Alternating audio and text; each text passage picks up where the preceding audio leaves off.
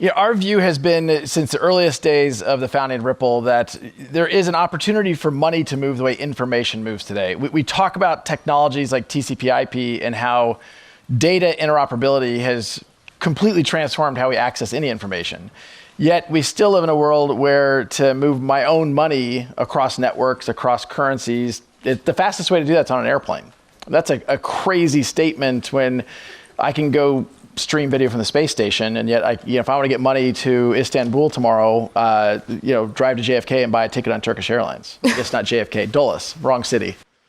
So let's talk about the future payment systems. What does it look like in a cashless society? Will we ever move away from hard currency?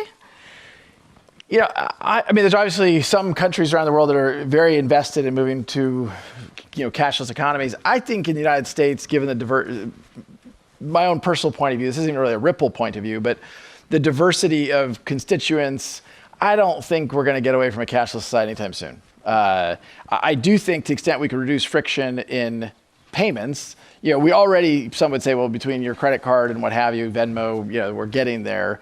But there's that long tail of 5 or 10% of citizens that I think it's going to be hard to achieve that. But for the people who are participating, to the extent we can reduce the friction measured by speed, time, and dramatically improve, how the money is moving. The Internet of Value, I think, I'll just give you one quick example. My guess is that you, like almost everyone in the audience, gets paid every 2 weeks. In Europe, it's every month. In Asia, it kind of depends. Have you ever thought about why you only get paid once every 2 weeks? I have not, actually. It's because of the friction of payroll processing. Decades ago, it was a chore to go process payrolls. They said, well, we're only going to do this every so often. Now think about the second and tertiary effects if you got paid every day, or even kind of in a weird way, what if you got paid every hour? I don't know why you need to get paid every hour, but if you got paid every day, your credit card bill, your mortgage statement, they've been built around the system of getting paid every 2 weeks. But now if you get paid every day, how does that change the nature of even the credit card industry or the mortgage industry? So my point being, when we talk about an Internet of Value, it does get kind of sci-fi Blade Runner-ish, where you have connected devices that become economic actors. That people talk about, hey, your refrigerator is going to order your groceries. Well, how's it going to pay for them?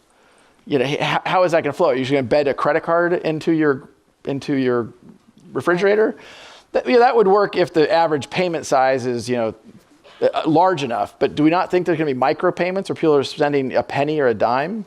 Right. So, I would also imagine, too, where you have legacy banking systems in place and companies built around it, as you had suggested before, that's a big barge to turn around, if you will. For sure. Yeah, one of the things that has made Ripple, I think, both successful and arguably controversial is I don't think about it so much as how do we turn the barge around as much as it is how do we help the barge be more successful. I don't think anybody here will be surprised that many in the crypto industry have evangelized things like overthrowing governments and down with banks. And from the earliest days at Ripple, I and we have taken the point of view that governments aren't going away. That sounds like a crazy statement to even say, hey, governments aren't going away. But look, we're at a blockchain summit. There are some in the crypto world who absolutely think, how do we get rid of governments? How do we get rid of banks?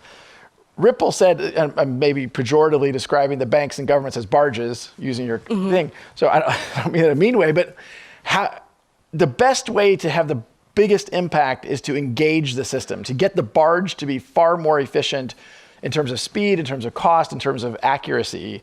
And then you can have a bigger impact in enabling the Internet of Value and frankly impacting the whole economy.